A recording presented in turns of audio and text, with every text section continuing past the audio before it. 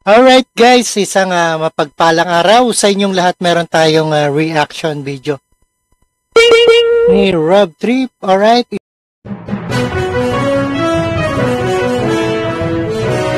Alright guys, mapagpalang araw sa inyong lahat. Meron tayong reaction.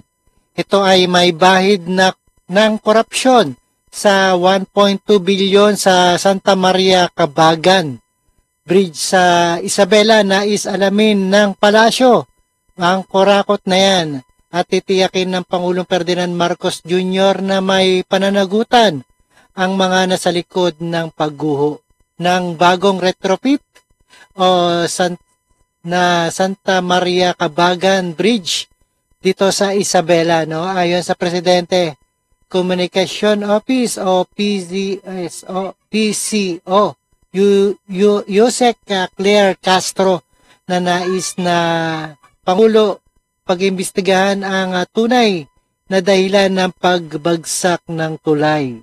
Delikado yan, no?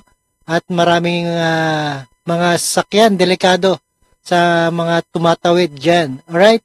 Panorin po natin guys, and without further ado, and let's do watch dito kay Rob Trip. Alright? Na may pananagutan ang mga nasa likod ng pagguho ng bagong retrofit na Santa Maria Cabagan Bridge sa Isabela. Ayon kay Presidential Communications Office o PCO Undersecretary at Palace Press Officer Claire Castro, sinabi ng Pangulo sa kanilang pag-uusap na paimbestigahan ang pagbagsak ng tulay. Nais ding dapat lang talagang paimbestigahan niya, no? Yung kinurakot siguro baka hindi magandang ilagay diyan sa tulay, no? Kaya gumuho ang tulay. Ganyan naman ang nangyayari sa atin, no? Lalo na dito, delikado sa Metro Manila pag ginawa yan.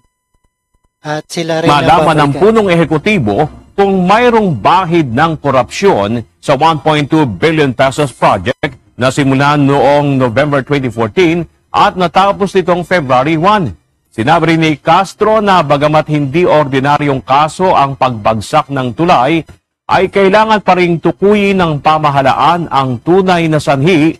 Grabe yung pagbagsak, no?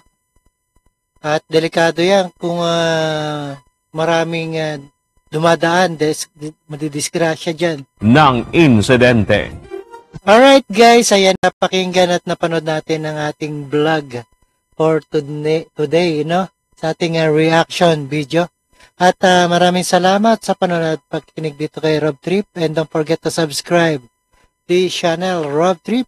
Alright, thank you so much and peace out. Ingat kayong lahat, lalo dyan sa mga tulay na yan, no? Na hindi magandang paggawa ng ating pamahalaan. At ito ay kinukurakot, no? Siguro tatakbong mayor uli dyan o congressman sa Cabagan, Santa Maria Cabagan Bridge sa Isabela. Alright, maraming salamat. And see us again sa the next one.